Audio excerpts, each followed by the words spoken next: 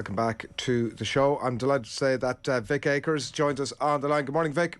Good morning, sir. Thanks, William, for taking the call. People will be very familiar with your story. Vic managed Arsenal women's team for 22 years, won 32 trophies, if I'm right, including a quadruple in 2007 with Emma Hayes by your side.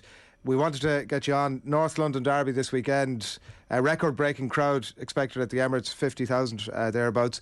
Could you have dreamed of this sort of stuff when you set out all those years ago? Well, that's what we did dream of, yeah, and it was a dream then, and obviously over the last sort of 10 years, it's become much more of a reality, and we can see where the game is moving. It's going to be exciting times in the front of us, I think. Vic, you're going to the match at the weekend, is that right? I am.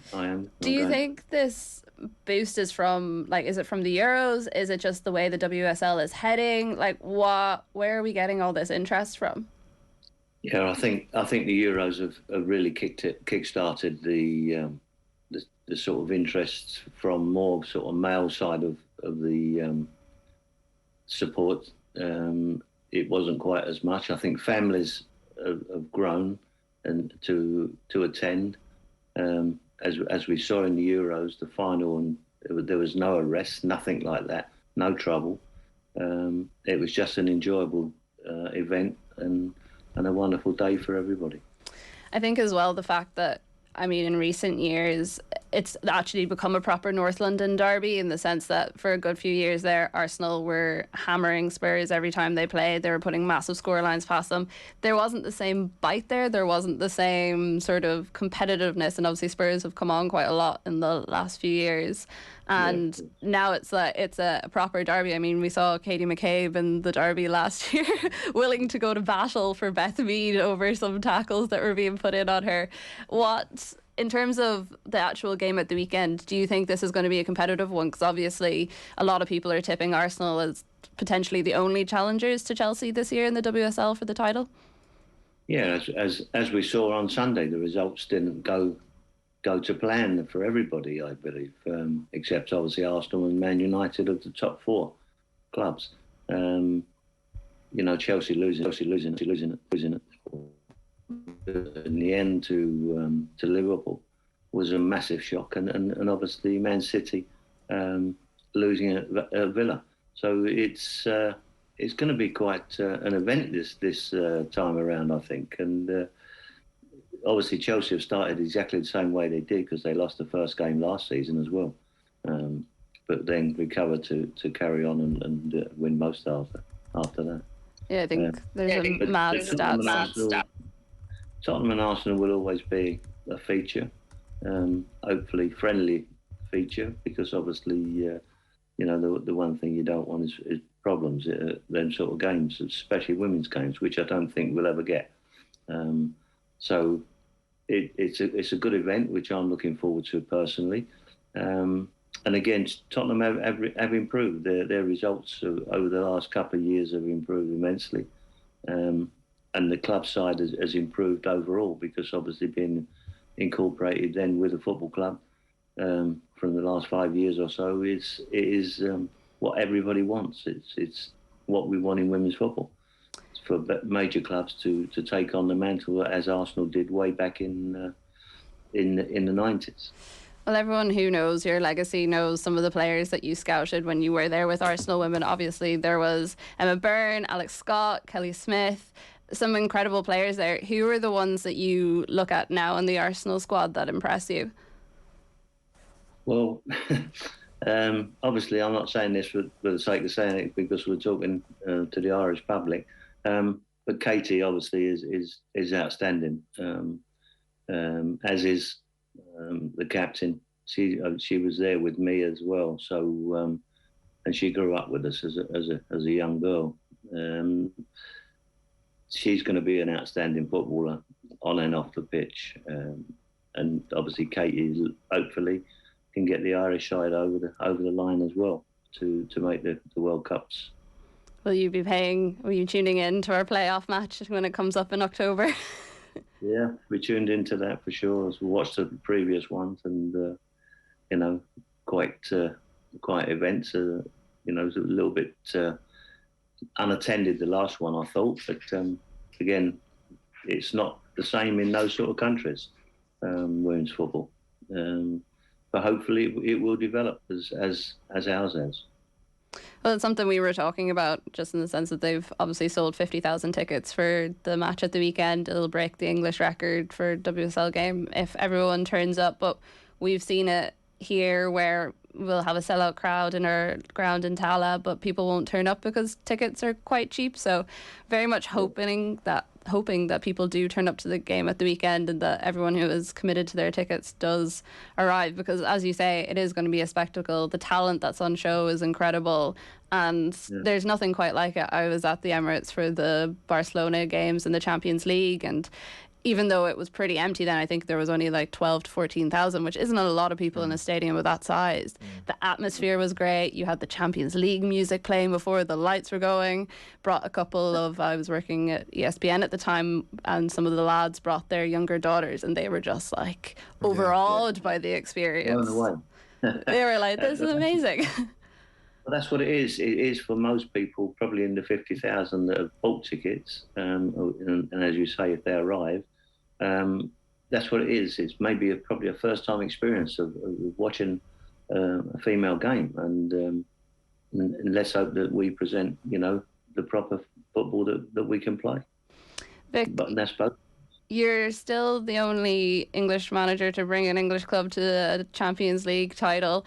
Arsenal are obviously in action at the moment in it. They drew 2-2 with Ajax during the week and have to now go over to them and play. English teams have struggled a lot in the Champions League, and I suppose a lot of people talk about the WSL, that it's the best league in the world, but even Chelsea, I mean, you look at them last year, you look at City being knocked out already this year in qualifying to Real Madrid.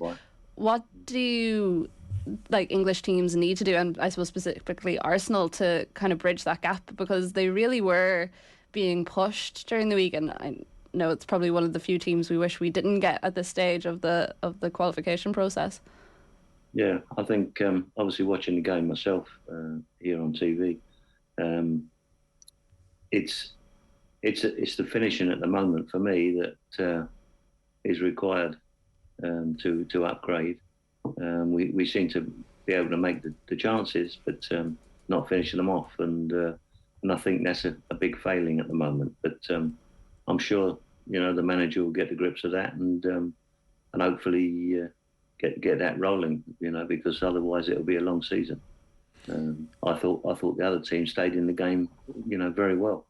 But having said that, I think Arsenal will probably go there and win 2 or 3 goals.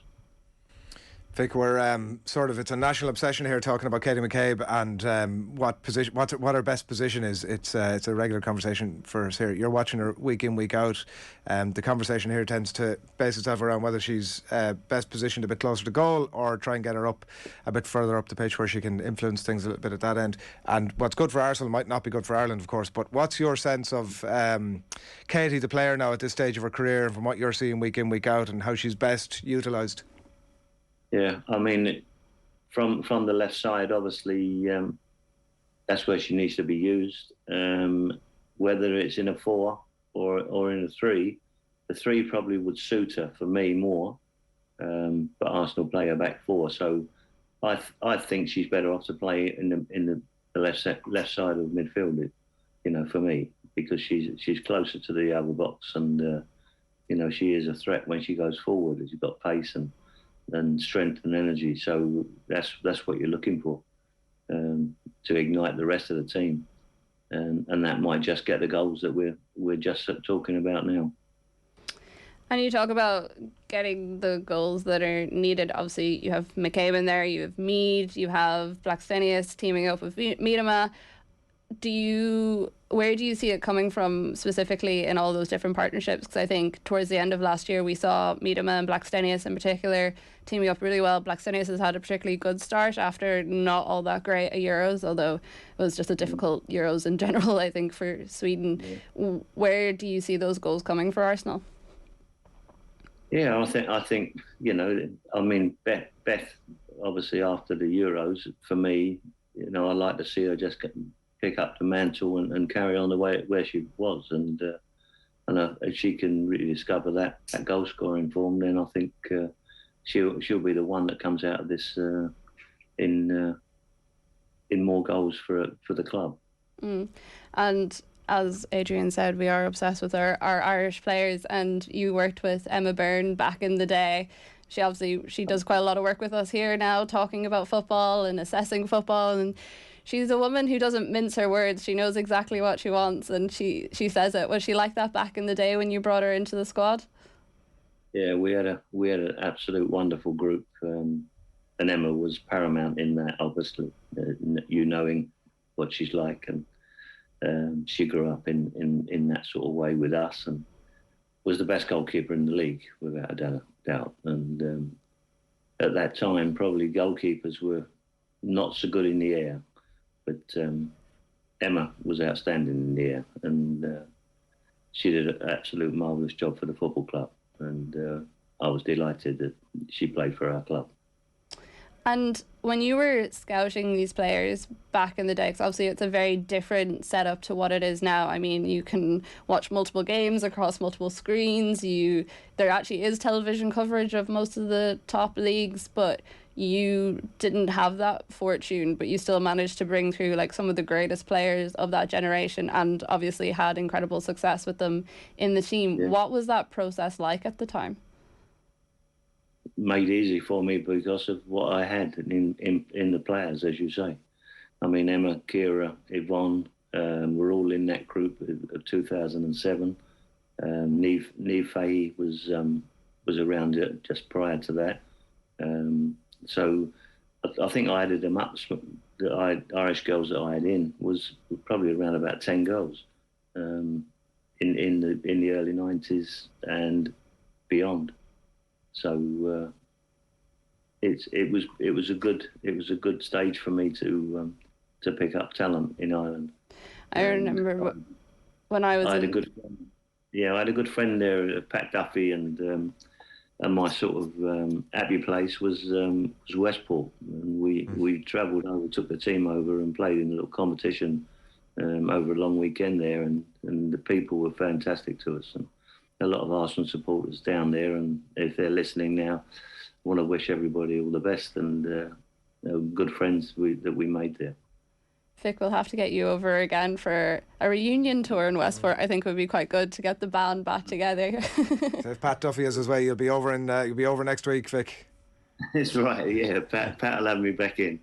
But how is it? We had such a good time. It was lovely, and we brought the side over as well to play the national side.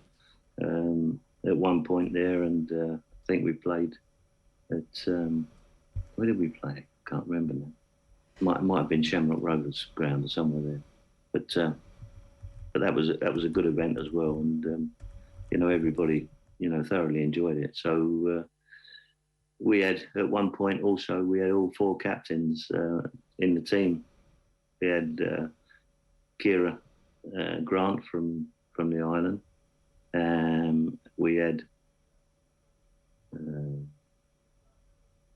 Jane Ludlow from Wales,